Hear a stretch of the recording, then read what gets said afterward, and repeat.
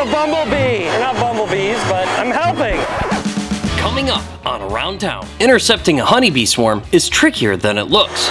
What a weird, wacky life we live, huh? But some clever handiwork makes vacuuming these bees a breeze. There's enough pressure to be able to suck them in, but not enough to where it might be detrimental to the bees. I'm Matt Miller, and this is Around Town with Town & Country Pest Solutions.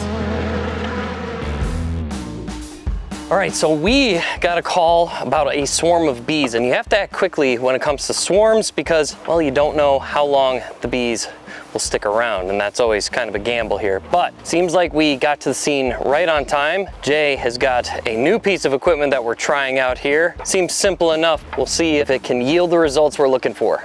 Honeybee swarms typically occur in late spring to early summer, either because their hive has become too crowded, forcing the colony to split, or they'll abscond, meaning the bees will abandon the existing hive completely due to a variety of factors that would make the hive unsuitable for continued growth. As the swarm ventures off to find a new home, worker bees, drones, and the all-important queen will cluster on tree limbs, shrubs, or any other suitable space, like this soffit, while scouting bees search for a new nest site. This search can take anywhere between a few hours up to a whole day, which means intercepting a swarm is a very hit-or-miss process. But we're no strangers to helping protect our local honeybee population. You could even say they've always been on the top of our mind. Our years of experience with honeybee swarms means we've got a few tricks up our sleeves.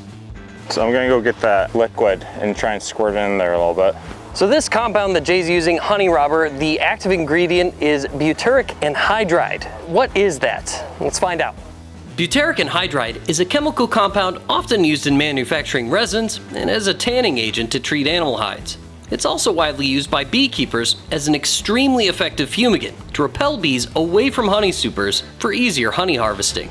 It smells like rancid butter, and definitely changed the tone, not only for them, but for our crew as well. Sure, the smell was unpleasant, but any tactic that makes this process smoother is a welcome one. In previous experiences, we've cut down entire branches hoping the swarm would stay intact. We've also tried collecting swarms by gently brushing them into a container. Either way, if handled improperly, the bees would provide some stinging criticism, which led us to trying out the Bee Vac. This device is an absolute game changer for our honeybee extraction services. At first glance, it may just seem like a garden variety shop vac, but this is no ordinary 5-gallon bucket. One of the first issues we had to address was how do we keep the bees from getting out? To keep them from exiting the very hose they just came in, we've installed a simple PVC ball valve that can be closed when the vacuum is off. We then wanted to be able to check in on the collection without allowing them to escape. For that, we cut out a piece of wood to be the circumference of the bucket, then attached a fine mesh screen and a handle to create a seal, preventing the bees from escaping while inspecting their well-being.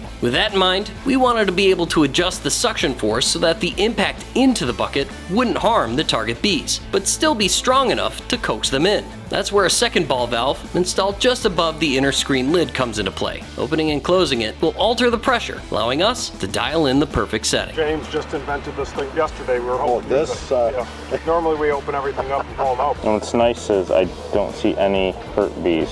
So as the swarm looks to be petering out, Jay has entrusted me with scooping up some of the stragglers. What a weird, wacky life we live, huh? I'm helping! With all the stragglers captured, it was time to take this bucket of bees back to our bustling bee farm. Well, that just about wraps this one up.